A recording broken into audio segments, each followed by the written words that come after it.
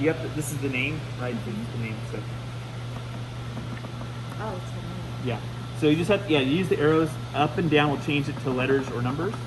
Maybe this one doesn't have numbers, only letters. Okay. And then if you just go to the right, it'll get you to the next one. When you're ready for that, you press enter. Lid, if you want the lid to be hot, which for PCR reactions normally you do, 105 is standard. So left, right arrow will move me different places here. Volume of your PCR reaction. So, oops, sorry, 1 second. You gotta hit enter first. There you go. Or that did not do what I wanted it to do. Okay. All right. So, let's try numbers. There you go. Boom, 50. Enter. Now, this is going to ask you what steps you want. So, what I would say is, do you want a single temperature or do you want a gradient of temperatures? That's what GRAD means, gradient of temperature.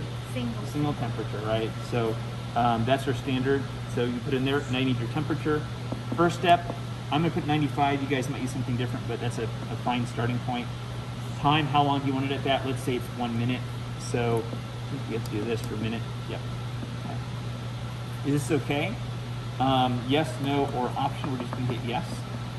Temperature 2. So 2, now you have 4 possibilities, or well, 3 really. Temperature again, which would be, do you want a single temperature? Gradient if you want a range of temperatures, or go to, which means go back to a previous cycle and then repeat, and then end.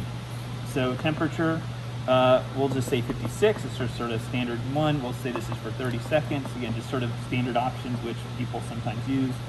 Third one, this is going to be our third step here. This one we'll just say 72, and we'll say this one's for 60 seconds just for fun. These are sort of your melting, annealing, elongation temperatures in principle. Yes. Go to.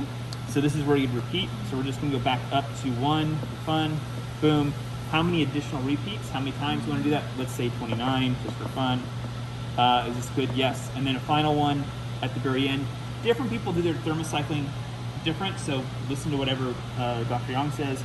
But generally, yeah. So generally what I'll tell you is the people who make these machines tell you to go to 12 degrees because it'll keep the machine alive longer.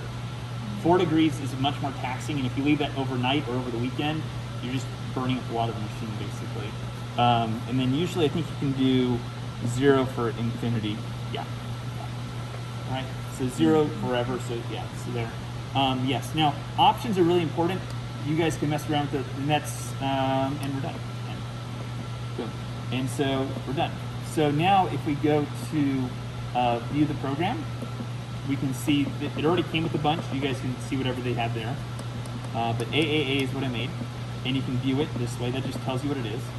Okay.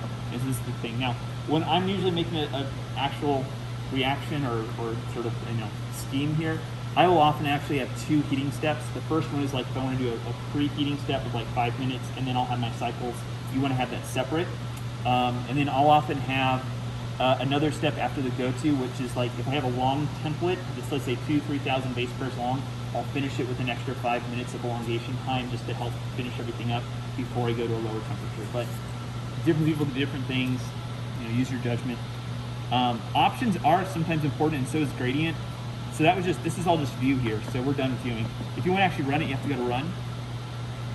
And now it says no blocks are found. So I'm wondering if something's not hooked up here correctly. Yeah, so this guy here in the back is down. So you got to bring this up. So this is unlocked. You got to bring this up here like that to lock this in. And so now you have your blocks in there, and it says blocks are idle now. Okay, so go back to run, and now you can run your procedures. If you like, choose which one. You want on block A or block B. Block A, you can always change sample volume when you're running the sample, but let's say it's 50. You can also view it if you wanted to, or run it, but we'll run. And now A is off. You can see it lit up here green. You want to tighten this just till you hit a little resistance and then stop. This really doesn't need to be very tight. If you tighten this too much, all you're going to do is crunch your tube, and students do that a lot. If you crunch a tube, it will not work. Okay, because what will happen is the temperatures get too hot there, it just won't go. Okay, and then that's just going to run. Now, normally it'll tell you time.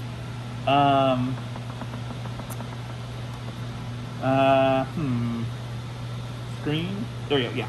So hit the screen button, you can go to the different blocks and see what it is, and this will tell you you have, it's still pre-hit. Let's go ahead and skip to the next step. So if you hit enter, you have the option of skipping to the next step, which I actually like to do a lot. We're gonna skip that, and then once it gets started, it'll usually tell you a temperature or a time for how much longer it has. It hasn't done that yet, but maybe it will in just a second. We have a very similar machine over there. Ours is a touchscreen that's a little different. So hopefully this will tell you, usually it tells you a time. Oh, there he goes. Okay, great. There you go, yeah. So you keep going, hit the here, but it did at the very end there. No? Okay. So here, if you keep going, you can eventually get to the screen where it'll show you how much time is left. Okay. This number is generally pretty correct, but it's usually off by a little bit, especially if you have a gradient where you have different temperatures within your block, or if you have a large temperature differential between your annealing and elongation steps, the temperature will just often be off. It doesn't correctly calculate how long it takes in between each step it is. So, cancel the run. Yes, it's canceled. And it's done. Thank you so